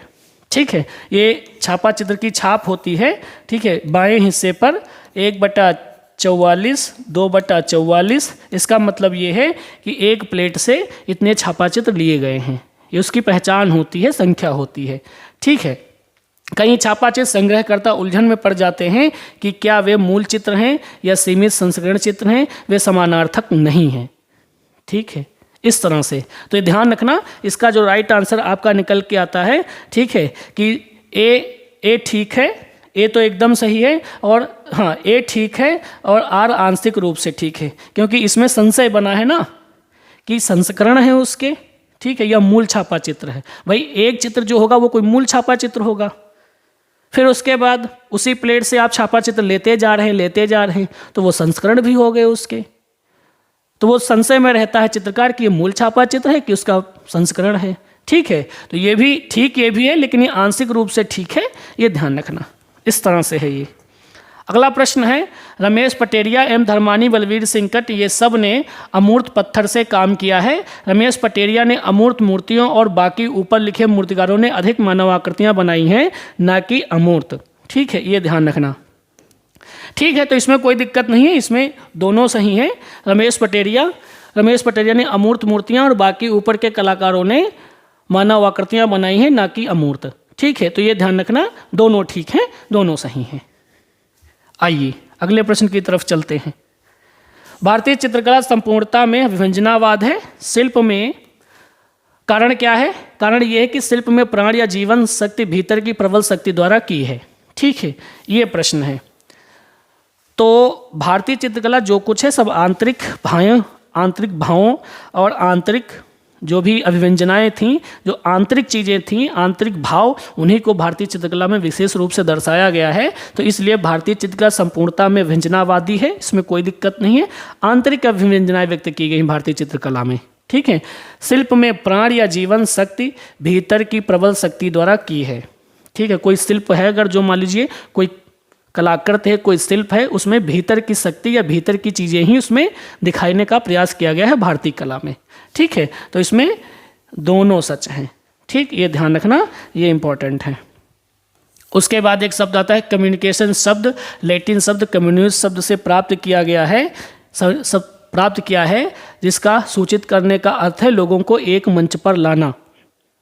ठीक है, दोनों को कम्युनिकेशन का मतलब है अपने संदेश या सूचना पहुंचाना। ठीक है, तो उसका मतलब क्या है? सूचना जब होगी तो लोगों का आपस में कनेक्शन होगा, कांटेक्ट होगा। ठीक है, तो इस आधार पे सूचित करने का अर्थ है लोगों को एक मंच पर लाना। एक मंच पर लाने का मतलब है कि सबके साथ अपना बना के रखना।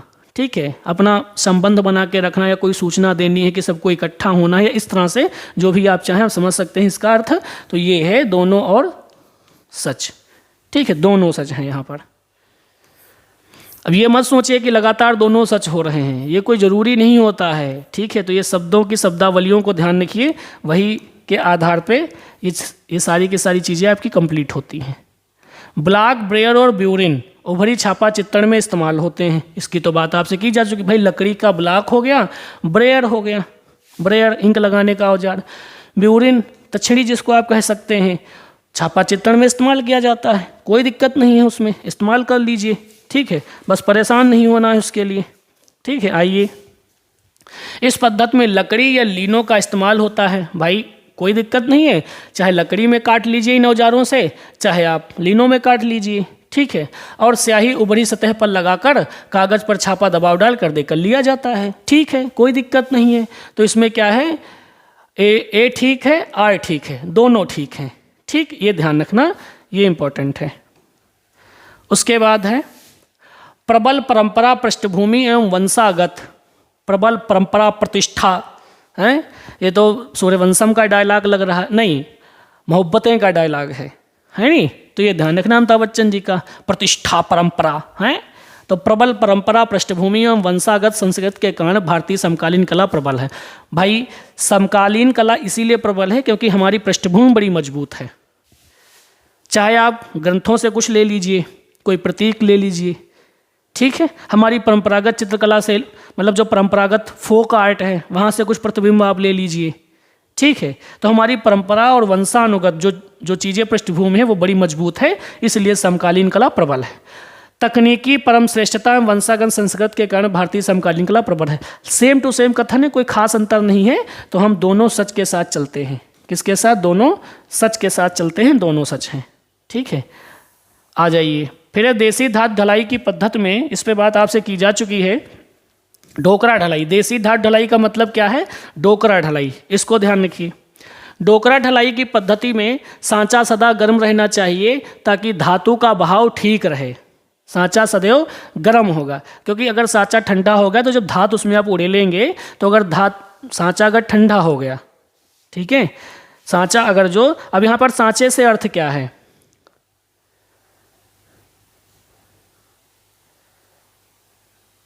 हाँ, यहाँ पर सांचे का मतलब क्या है, जो मोम आपका होता है, जो मोल्ड आपने बनाया था, ठीक है, मोम पुतला, तो वो जो धातु थी उसको आप जब लकड़ी का, वो जो मोम का लोडो था, ठीक है, मोल्ड से आपने लूडो बनाया, लूडे के ऊपर आपने मिट्टी की परत लगाई, उसमें रनर लगा दिया, छेद कर दिया, फिर उसको आग में आपने डाल दिया, फिर जितना वो मिट्टी हीट होगी अंदर का मोम पिघल के गिर जाएगा, बह जाएगा, या उसी में जल जाता है, वो उसी में जल ही जाता है, मोम उसी में जल जाता है, ठीक है। फिर उस सांचे को हल्का गर्म रखना पड़ता है, अगर बाहर निकाल के और उसको कहीं ज़मीन पर आप रख दिए और उसमें बाद में धातु अगर आप उड़ेलने लगेंगे तो वो सांचा कहीं ना कहीं ठंडा हो जाएगा हल्का हल्का, तो धातु का प्रवाह जो होगा वो उस सांचे के भीतर सही से नहीं हो पाएगा। इस वजह से वो जो लकड़ी मिट्टी का वो जो निकालते हैं अंदर से सांचा आप हो, उसको थोड़ा सा आग में हल्की आंच में उसको गर्म रखना चाहिए। तो पहला तो ठीक है, कोई दिक्कत नहीं है। देसी और इटालियन धातु ढलाई के सिद्धांत में धातु ढालने से पहले सांचा ठंडा होना चाहिए। अब ये इसका उल्टा दे दिया है, अगर सांचा ठंडा होगा तो धातु का जो प्रवाह होगा वो सही से नहीं हो पाएगा, ठीक है। तो इसलिए आर गलत है, ए सही है, तो सिर्फ ए ठीक है। यहाँ पर क्या है, सिर्फ ए ठीक है, तो ये ध्यान रखना, ये हमारे लिए इम्पोर्टेंट है, ये हमारे लिए सही होगा, ठीक है। 7 प्रश्न है, 7 में से 7 या कितने थे, 10 थे शायद, उनमें से केवल ये वाला ठीक है, ये ध्यान रखना, सिर्फ ए ठीक है, ये वाला ठीक नहीं है। आइए अब चलते हैं क्रम लगाने वाले जो प्रश्न आपके पेपर में आते हैं। इसमें क्या करना है आपको, कालक्रमिक तरीके से चुने। क्यूबिज्म 1907 का है, इम्प्रेशनिज्म ये जो प्रभाववाद है 1870 मान लीजिए या 72 मान लीजिए। कंस्ट्रक्टिविज्म जो संरचनावाद आपका आता है, ठीक है, कंस्ट्रक्टिविज्म या संरचनावाद 1900 दादावाद से दादावाद तो 1916 का है, दादावाद 1916 का हो गया। और फिर आता है संरचनावाद 1910, हाँ 1910 ईस्वी के आसपास का है। ठीक है, तो आइए इसको सीरियल में लगाते हैं, देखिए क्या है। तो इम्प्रेशनिज्म को लगा लेते हैं सबसे पहले। कालक्रमिक तरीके से लगाना है, क्रम से लगाना है। तो अगर हम यहाँ पर इसको देखें, इसको यही आपका आ रहा है और तो कोई आ नहीं रहा है। तो एक अगर गड़बड़ भी हो रहा है, 3 आपके लगातार मिल रहे हैं या 2 लगातार मिल रहे हैं, तो आप नेट के पेपर में उसके साथ जा सकते हैं। ठीक है, जैसे इम्प्रेशनिज्म के बाद क्यूबिज्म 1907 आ गया और कोई आ नहीं रहा होगा आपका, और कोई नहीं आएगा। ठीक है, तो फिलहाल यहाँ पर ये सही है, इसको आप छोड़ सकते हैं। ठीक है, तो इसके साथ जाइए, पहला जिसमें हो, पहला दूसरे तक अगर आपका ठीक लग रहा है, उसके बाद अगर कुछ गड़बड़ हो रहा है तो कोई दिक्कत नहीं है, परेशान मत होना पेपर में। अगर 2 आपके ठीक हैं और कहीं पर भी विकल्प आपके पास ना बन रहे हों, ठीक है, तो आप इसको ध्यान रखें, ये आपके लिए इंपॉर्टेंट होगा। इस तरह से आप विकल्प सही कर सकते हैं। ठीक, ये ध्यान रखना, ये इंपॉर्टेंट है। अगर मान लीजिए यहाँ से लगाएं तो 1910, फिर 16, फिर 70, फिर 7, तो ये तो बिल्कुल कह रहा कि कालक्रम तरीके से लगाना है, सही तरीके से। तो 2 तो आपके एकदम सेट हो रहे हैं। ठीक है, एक अपना छोड़ दीजिए, कोई दिक्कत नहीं है, तो आप बी के साथ जा सकते हैं। आइए अगले प्रश्न की तरफ बढ़ते हैं। अगला प्रश्न है, सही क्रम में लगे पहचाने जैसे आरंभ हुए थे। ठीक है, तो ये जो सीरियल है कि कौन सी चीज़ कब आई थी, तो उसको ध्यान रखना है। देखिए ऑफसेट की बात 1900, ऑफसेट हाँ सिल्क स्क्रीन 1920 की है और ये 1907 का है। ठीक, लिथो 1798, मोवेल 1450। स्क्राइब्स का मतलब क्या है, चलिए इसके साथ लगाते हैं। स्क्राइब कुछ ध्यान नहीं आ रहा है ठीक से, अगर इसको हम निडल सुई से ले, स्क्राइबर, स्क्राइब्स से स्क्राइबर, अगर 1400 कुछ आएगा, इसका कुछ आएगा, 1400 कुछ इसका होना चाहिए। स्क्राइब अगर हम निडल सुई से इसका अर्थ लेते हैं, स्क्राइब्स नहीं, इसको हम प्रागैतिहासिक काल से जोड़कर देखते हैं। स्क्राइब्स यानी कि जो खरोंचदार मतलब थे, खरोंचे गए थे धरातल। ठीक है, वहाँ से अगर इसको लें तो अगर वहाँ से लें स्क्राइब्स, वैसे स्क्राइबर निडिल सुई और शुष्क उत्कीर्ण पद्धति में इसका यूज किया जाता है। और जो आपकी शुष्क उत्कीर्ण पद्धति है उसका समय क्या है, 1 मिनट रुकिएगा भैया।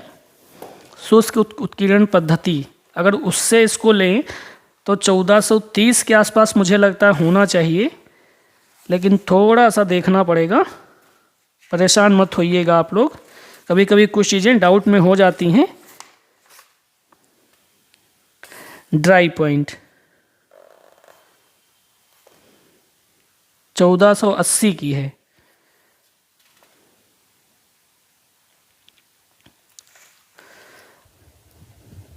स्क्राइब्स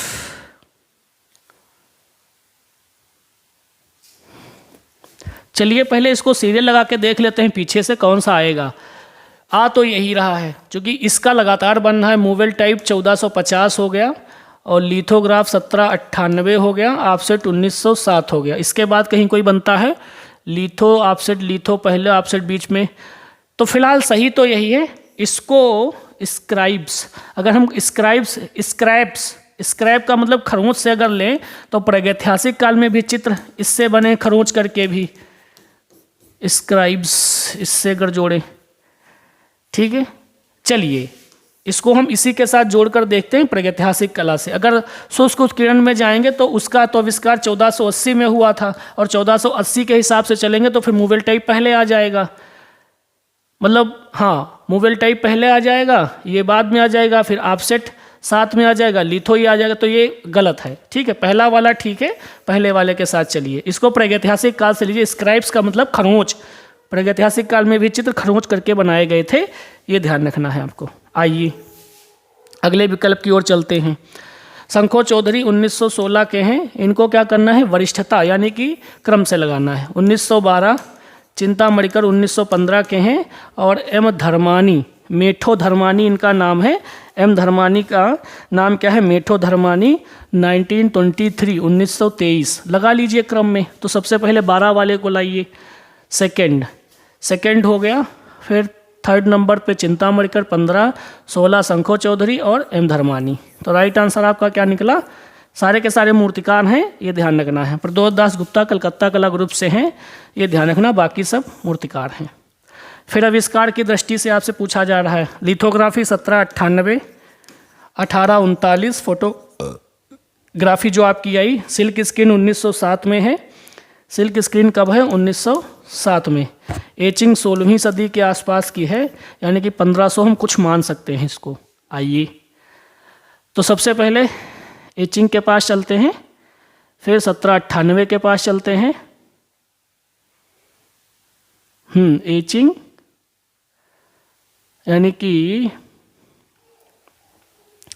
एचिंग के पास सबसे पहले चलेंगे तो थर्ड, फिर उसके बाद देखिए यहाँ पर क्या बन रहा है, थर्ड, फर्स्ट लिथोग्राफ हो गया, सेकंड फोटोग्राफी और फोर्थ आपका सिल्क स्क्रीन। ठीक है, ध्यान रखें, ये आपका राइट आंसर है। आइए कंपनी स्कूल, ये भी अच्छा प्रश्न है। देखिए कंपनी स्कूल तो आपकी 1949, 17 से 18वीं सदी। मुगल मिनिएचर जो मुगल शैली थी, ये हम विकास की दृष्टि से लगा रहे हैं। ठीक है, ये ध्यान रखना, 18वीं नहीं 19वीं सदी। कंपनी शैली का चरमोत्कर्ष हम 19वीं सदी करेंगे। ठीक है, 19वीं सदी के मध्य में। और उसके बाद मुगल मिनिएचर, अरे इसको आप 1760 से लेकर के चलिए। आइए ऐसे 1760 मुगल मिनिएचर अकबर के टाइम से है, हुमायूं के समय में न्यू पड़ जाती है। 1556 के बाद आप लेकर के चलिए, इसको 18वीं सदी कर दीजिए, इसको आप 16वीं सदी कर दीजिए। 16वीं सदी में इसका प्रारंभ है। बंगाल स्कूल तो आपका 20वीं सदी का है, और पहाड़ी स्कूल आपका 18वीं सदी का, मतलब प्रारंभ, मतलब 1700 से ये है और 1760 से ये है। कह रहा है कि कौन सा क्रम में है। ठीक है, तो सबसे पहले मुगल मिनिएचर, मुगल शैली, फिर पहाड़ी पढ़ते हैं, फिर कंपनी और फिर स्कूल। इस तरह से इसको आप पढ़ लीजिए। ठीक है, मुगल शैली जैसे कि इसकी 1556 से 1707 तक बात की 1707 तक बात की जाती है मुगल शैली की। पहाड़ी 1700 से 1900 तक बात की जाती है।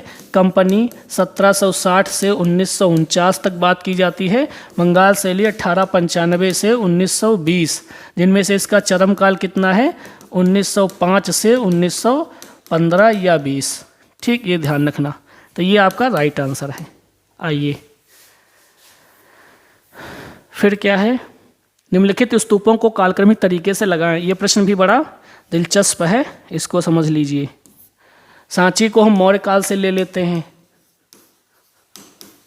अमरावती को सातवाहन काल से ले लेते हैं, सातवाहन। ठीक है, और भरहुत को आप शुंग वंश से ले लीजिए। ठीक है, सारनाथ को अगर हम गुप्त काल से लें, आइए गुप्त काल से ले लीजिए। वैसे इसको आप मौर्य काल से भी ले सकते हैं, क्योंकि जितने भी स्तूपों की बात की जाती है वो सारे के सारे आपके कहे जाते हैं कि इनकी जो स्थापना थी वो मौर्य वंशीय शासक के समय हो जाती है। अब आइए विकल्प तलाशते हैं कौन सा सही है हमारा। ठीक है, सबसे पहले तो फर्स्ट के साथ चलेंगे, सांची का स्तूप देखेंगे। ठीक है, ये ध्यान रखने।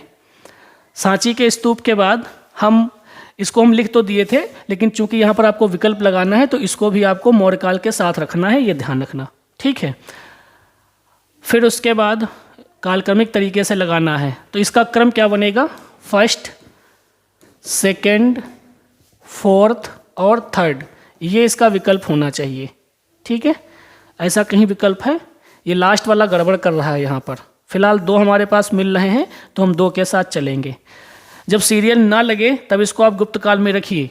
ठीक है, क्योंकि फर्स्ट, थर्ड और वो कहीं मिल नहीं रहा है। ठीक है, तो आप इसके साथ जाइए। इस तरह के प्रश्न आपको पेपर में मिलेंगे कुछ। ठीक है, ये ध्यान रखना। अब आइए, ये है विज्ञापन में जब आप एक पोस्टर तैयार करते हैं। ठीक है, विज्ञापन, कोई होर्डिंग बनानी है या कोई पोस्टर बनाना है तो उसकी जो आरंभिक कार्य होती है, उसका जो आरंभिक कार्य होता है वो यहाँ से गुजरता है। कैसे? काम के हिसाब से निम्नलिखित का क्रम बनाना। एक होता है एग्जीक्यूटिव, इसको बोलते हैं एग्जीक्यूटिव ऑफ क्रिएटिव, एक नाम और आता है एग्जीक्यूटिव ऑफ क्रिएटिव स्ट्रेटजी, मतलब एक सृजनात्मकता की या सृजन की एक नीति तैयार की जाती है। सृजन की एक नीति तैयार कर लीजिए, ठीक। उसके बाद आपके पास एक कॉन्सेप्ट होना चाहिए, ठीक है। उसके बाद आपको क्या करना है? उसके बाद आपको विजुअलाइनर का मतलब ये होता है खाका की कल्पना करना, खाका की कल्पना करना कि लेआउट कैसा बनेगा, क्या उसका साइज होगा, लेआउट क्या उसका साइज होगा, ठीक है। लेआउट के बारे में सोचना, ऐसे आप कह सकते हैं, लेआउट के बारे में सोचना। लेआउट का मतलब होता है इस आकार में बनाएंगे या इस आकार में बनाएंगे या इस आकार में बनाएंगे, कैसे, तो इसके लिए एक कल्पना करनी चाहिए आपको, वो कह रहा है। फिर उसके बाद क्या आप सिर्फ है, फिर उसके बाद आपको करना क्या है, उसके बाद सेकेंड, और उसके बाद है कॉन्सेप्चुअलाइजेशन, ठीक है। कॉन्सेप्चुअलाइजेशन में क्या होता है, जो आपका कॉपी लेखन के अंतर्गत जो विजुअलाइजेशन होता है, विजुअलाइजेशन में हम ये लेकर के आते हैं, ये कॉन्सेप्चुअलाइजेशन विजुअलाइजेशन के अंतर्गत है, विजुअलाइजेशन, इसके बारे में अभी आपसे बात करेंगे, विजुअलाइजेशन, ठीक है, ये ध्यान रखना। फिर उसके बाद कॉपी, फिर उसके बाद क्या लेकर के आपको आना है, फिर उसके बाद आपको कॉपी लेकर के आनी है। कॉपी में क्या होता है, ठीक है, हेड कॉपी में क्या है आपका, हाँ कॉपी। फिर उसके बाद क्या करना है आपको, कॉपी वाला काम। कॉपी में क्या होता है, बॉडी और ये हेड कॉपी और शीर्षक वगैरह जो कुछ होते हैं, ठीक है, वो उसमें शामिल किया जाता है। अब इसका आंसर हम निकाल लेते हैं। इसका आंसर क्या निकलेगा उसको देखिए, इसका आंसर क्या निकलेगा उस पे आते हैं। तो सबसे पहले एग्जीक्यूटिव आपके पास आया था, फिर उसके पास विजुअलाइजेशन, फिर थर्ड कॉन्सेप्चुअलाइजेशन और फिर लास्ट में कॉपी करना, ठीक है, ये हो गया इसका सिस्टम। कॉपी लेखन के, ठीक है, जो आपका लेआउट होता है उसके कई सारी प्रक्रियाएं होती हैं, जैसे विजुअलाइजेशन हो गया, जैसे क्या हो गया, विजुअलाइजेशन हो गया, क्या हो गया आपका, जैसे कि विजुअलाइजेशन आपका हो गया, ठीक है। आइए इसको देख लेते हैं, इसका एक क्रम होता है। खाका, इसको हम लेआउट बोलते हैं। इसमें क्या होता है, विजुअलाइजेशन होता है, विजुअलाइजेशन, ठीक है। इसमें हम क्या करते हैं, सोचते हैं उसके बारे में, कोई भी डिजाइनिंग जो होती है उसका कॉन्सेप्ट जो होता है उसके बारे में सोचते हैं। उसके बाद क्या होता है, थंबनेल, इसको लिख लीजिएगा, ये पेपर में आपसे आता है, आगे मिलेगा। थंबनेल छोटे छोटे स्केच तैयार करते हैं, कोई भी पोस्टर, कोई भी डिज़ाइन अगर आपको बनानी है तो उसके छोटे छोटे टुकड़ों में डिज़ाइन उसकी तैयार करते हैं। फिर एक जब ये बन के रेडी हो जाता है तो एक रफ लेआउट तैयार किया जाता है, रफ लेआउट, एक रफ लेआउट तैयार किया जाता है जो कंपनी का आर्ट डायरेक्टर होता है, किसी कंपनी में जो आर्ट डायरेक्टर होता है उसके पास भेजा जाता है। वो जो उपभोक्ता होता है, जो विज्ञापन करता होता है, वो आर्ट डायरेक्टर के बीच में चर्चा होती है कि हाँ ये ठीक है या नहीं ठीक है। अगर वो फाइनल कर देता है तब उसको फिर आगे कंप्रेहेंसिव यानी कि विस्तृत, कंप्रेहेंसिव यानी कि विस्तृत, उसका विस्तृत लेआउट तैयार किया जाता है, एकदम फाइनल वाला। जब फाइनल लेआउट तैयार हो जाता है तो उसको मैकेनिकल वर्क या आर्ट वर्क, मैकेनिकल वर्क या आर्ट वर्क के लिए भेज दिया जाता है, ठीक है।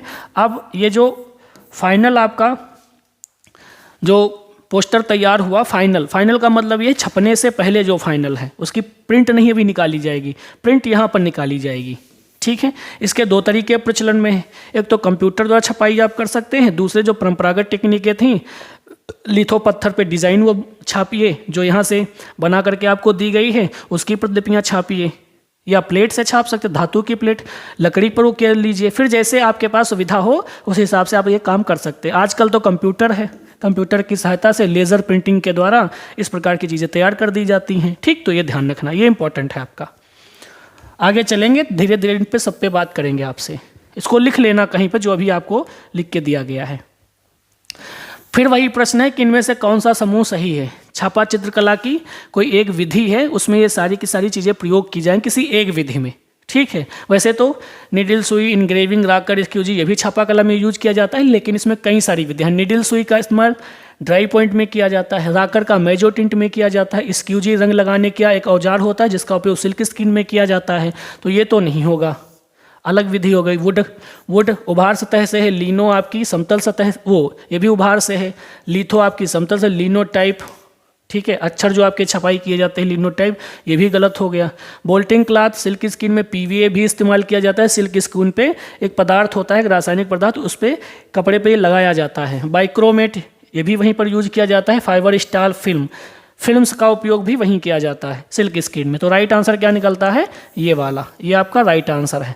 ये ध्यान रखें, सामग्रियां ध्यान रखें, किस विधि में कौन कौन सी सामग्रियां प्रयोग की जाती हैं, क्योंकि प्रश्न आपके पेपर में लगातार पूछा जा रहा है। ठीक, ये ध्यान रखना।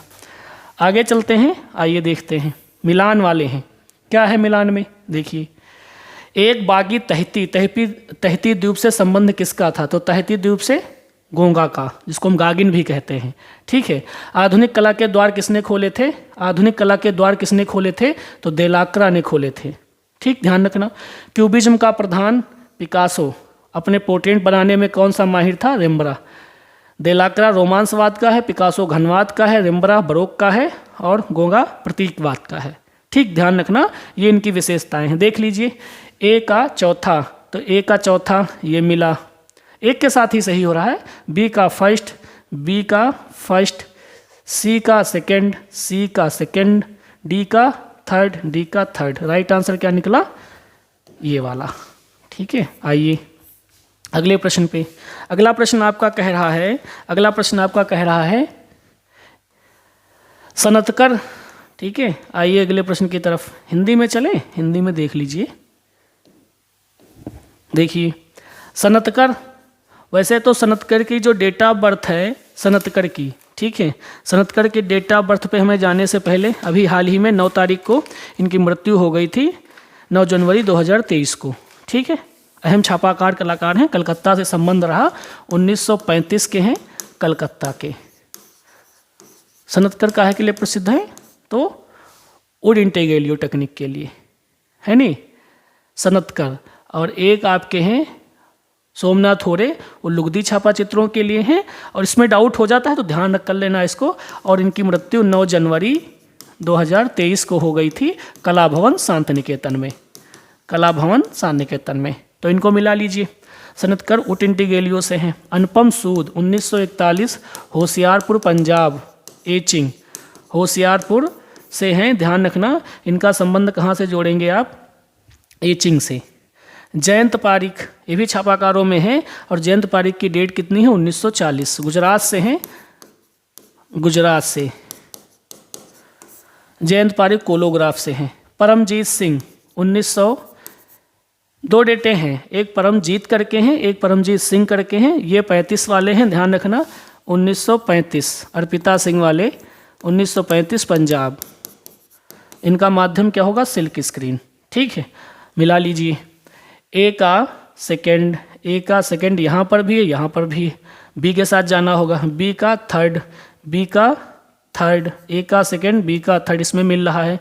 सी का 4, सी का 4, डी का फर्स्ट, डी का फर्स्ट। आंसर क्या निकला, सी वाला।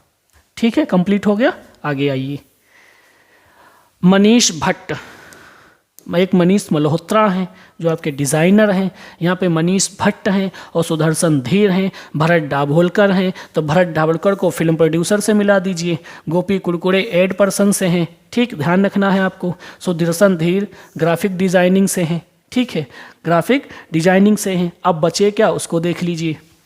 पहले तो मिला लीजिए। सुदर्शन धीर आपको जहाँ पर भी इस तरह का प्रश्न आएगा सुदर्शन धीर आपको मिलेंगे। तो सुदर्शन धीर को किससे मिला दिया? ग्राफिक डिजाइनर से। तो बी का थर्ड ढूंढो, इसमें भी है, इसमें भी है। सी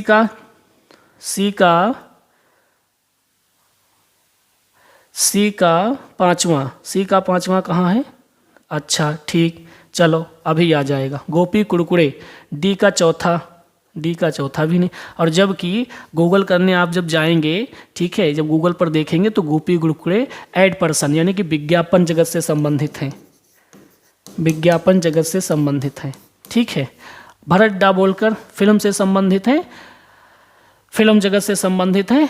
अब आते हैं, इनको देख लेते हैं मनीष भट्ट को। अगर मनीष भट्ट का मिल गया तब तो फिर मामला सेट है, ठीक है। मनीष भट्ट को आर्ट डायरेक्टर से मिला दीजिए। ए का सेकंड, तो ए का सेकंड इसमें भी है, लेकिन ए का बी का थर्ड नहीं है। तो फिलहाल ये दो आपको मिल रहे हैं, इन दो के साथ जाइए, ये इंपॉर्टेंट है, ठीक है। अब गूगल पे कुछ और है, यहाँ पर कुछ और है। फिलहाल आप ध्यान रखें, भरत दाभोलकर फिल्म जगत से संबंधित है, ठीक है, फिल्म जगत से। अब ये शायद मुझे ध्यान रखना नहीं है कि मतलब क्या है, क्रिएटिव डायरेक्टर हैं या फिल्म प्रोड्यूसर हैं, ये थोड़ा सा डाउट में है। तो अगर हम इसके साथ चलें तो भी सी का अगर इसके साथ मिला दें तब भी सी का फर्स्ट कहीं नहीं मैच कर रहा है, ठीक है, कहीं नहीं, ये गलत है, ये विकल्प ही आपका गलत है इनका, ठीक है। और ये गोपी कुरकुरे, ये तो ऐड पर्सन है ही है, विज्ञापन जगत से जुड़े हैं, तो ये गड़बड़ है, ठीक है। इसमें यही होना चाहिए था, ये गलत विकल्प हो गया है, ठीक है। तो फिलहाल दो आपके मिल रहे हैं, आप दो के साथ चले जाइए, बाकी वो गलत हैं। इनको इसके साथ मिला दीजिए, इसको इसके साथ मिला दीजिए, इनको इसके साथ मिला लीजिए, इनको इसके साथ मिला लीजिए, और मनीष भट्ट को आर्ट डायरेक्टर के साथ, और दो के साथ चले जाइए, ठीक है। ऐसे प्रश्न आपको पेपर में मिलेंगे, ये ध्यान रखना। कुछ गलतियां होती हैं इन लोगों से भी, हम लोग तो आम बात हैं। अगला प्रश्न मिलाते हैं, लतिका कट, ठीक है। सबसे पहले प्रीतपाल सिंह लाडी को फाइबर ग्लास से मिला लेते हैं, नागजी पटेल पत्थर से मिला लेते हैं, राधा कृष्णन धातु इनका माध्यम है, ठीक है, मूर्तिकार हैं राधा कृष्णन, ध्यान रखना, ठीक है। राधा कृष्णन 1956 के हैं, 1937 के नागजी पटेल हैं, 55 के प्रीतपाल सिंह लाडी हैं, और लतिका कट 1949, 1955, 1937 और 1956, ठीक है, सारे के सारे मूर्तिकार हैं। अब मिला लीजिए, लतिका कट को सिरामिक से मिला दीजिए, बचा क्या? ए का 5 दो में है, डी का चौथा इसमें है, इसमें भी है। अब सी का थर्ड इसमें है, बस यही सही कर दीजिए, कहानी खत्म हो गई इसकी। आगे चलिए, प्रश्न संख्या 43 पे चलते हैं। दिए गए जोड़ों में से चुने, क्या सही नहीं मेल खा रहा है, ठीक है। तो ललित कला कंटेम्परेरी एक पत्रिका है, ठीक है। कहाँ से निकलती है? ललित कला अकेडमी से, ललित कला अकादमी जो आपकी दिल्ली है वहाँ से निकलती है, वहाँ से ये निकलती है, ठीक है। बाकी मार्ग एक जनरल है, जयाप्पा स्वामी आर्ट हिस्टोरियन है, इंडिया गेट दिल्ली में है, तो क्या नहीं सही है? ये नहीं सही है, ठीक कर दीजिए इसको। विसेंट वान गॉग का सनफ्लावर है, रेनवार का बाथर्स है, विंची की मोनालिसा है, और तुजुक लोथरेक जैन एवरेल डांसिंग, ये एक पोस्टर है, बड़ा फेमस है, पेपर में पूछा जाता है। ए को थर्ड के साथ मिला दीजिए, ए को थर्ड के साथ में, बी को चौथे के साथ में, सी को दूसरे के साथ में, और डी को इसके साथ में। राइट आंसर क्या निकला आपका? ए। विकल्प कौन सा सही होगा? ए वाला। आइए इसमें देखिए किसमें कौन सा काम किया जाता है, ठीक है। तो आप जानते हैं, ठीक है, कि कांसा एवं लोहा, जो कांसे, यहाँ पर मुख्य रूप से आप कांसा ले लीजिए, तो कांसे का मतलब क्या है? ब्रॉन्जिंग, ठीक। कांसे को आप ब्रॉन्जिंग से मिला दीजिए। ध्यान रखेंगे कि कांसे, कुछ चीज़ें आपको ऐसे ही पेपर में मिलेंगी जो आपको कंफ्यूज करेंगे। लोहे को वेल्डिंग के साथ मिला दीजिए, लोहा वेल्डिंग किया जाता है, ठीक है। पत्थर की आप कार्विंग करते हैं, मिट्टी को मॉडल के रूप में इस्तेमाल कर सकते हैं, एक मॉडल बनाया जाता है, पुतला भी बना सकते हैं। तो ए का चौथा इसमें आ रहा है, बी का चौथा नहीं, बी का नहीं यार, ए का तीसरा हो गया, ठीक है। बी का चौथा, इसमें भी ए का तीसरा है, बी का चौथा हो गया, सी का सेकंड हो गया और डी का पहला हो गया। तो राइट आंसर क्या निकला, ये वाला। ठीक है, इसको आप पढ़ लेना। ठीक है, कि भारत में अमूर्तता के विकास को पाश्चात्य के समांतर आंदोलन से बल और संपुष्टि मिली है। अगर ऐसा उनके निमंत्रण पर नहीं हुआ था तो अमूर्त अभिव्यक्तिवादी समकालीन कलाकारों से नहीं, वरन इसकी कम से कम आंशिक प्रेरणा क्ली एवं कंडिस्की जैसे प्रारंभिक पथ प्रवर्तकों से प्राप्त हुई होगी। ठीक है, ये अपना पढ़ लेना सही से। ठीक है, मैं आपको धीरे धीरे इसको किए दे रहा हूँ। ठीक है, प्रश्न देख लेते हैं हम लोग क्या है इसमें। ठीक है, लेखक का मुख्य उद्देश्य क्या है, ये प्रश्न है। तो लेखक का मुख्य उद्देश्य यही है कि भारतीय कला का इतिहास और गवेषणा को प्रस्तुत करना है, ये इसका मुख्य उद्देश्य हो गया। फिर अमूर्त चित्रकार के संबंध में लेखक का प्रेक्षण क्या है, ये प्रश्न आपसे कर रहा है कि अमूर्त इसमें लेखक का प्रेक्षण क्या है। तो भारतीय कलाकारों को यूरोपीय कलाकारों की ओर झुकाव अत्यधिक था। ठीक है, ये इसका नज़रिया है, यहाँ पर ये इसने प्रेक्षण किया। फिर लेखक का दृढ़ विश्वास है कि, क्या है दृढ़ विश्वास, आइए इसको देखते हैं। लेखक का दृढ़ विश्वास है कि लेखक की वर्तमान पीढ़ी की कलाकृतियों में चिरस्थायी विशेषताएं नहीं हैं। ठीक, ये ध्यान कर लेना, ये महत्वपूर्ण है। उसके बाद एक प्रश्न है 49वां, क्या है कि लेखक पुष्टि करता है। लेखक किस चीज़ की पुष्टि कर रहा है, कि लेखक किस चीज़ की पुष्टि कर रहा है, देख लीजिए आप लोग इसको और जल्दी से इसका आंसर सोच लीजिए। तो अमूर्त कला का लक्ष्य एक प्रकार का दृश्य संगीत होना चाहिए। ठीक है, फिर उसके बाद एक प्रश्न आपसे आ रहा है कि लेखक सकारात्मक ढंग से अमूर्त कला की संभावनाओं का सुझाव देते हैं, ये प्रश्न आपसे है। तो इस प्रश्न का जो राइट आंसर है, भारत की अमूर्त कला पाश्चात्य अमूर्त कला से प्रभावित है अगर इसमें भारतीय कला आत्मा और प्रकृति के प्रवेश से परिवर्तन आ गया। ठीक है, तो ये इसका राइट आंसर निकल के आता है।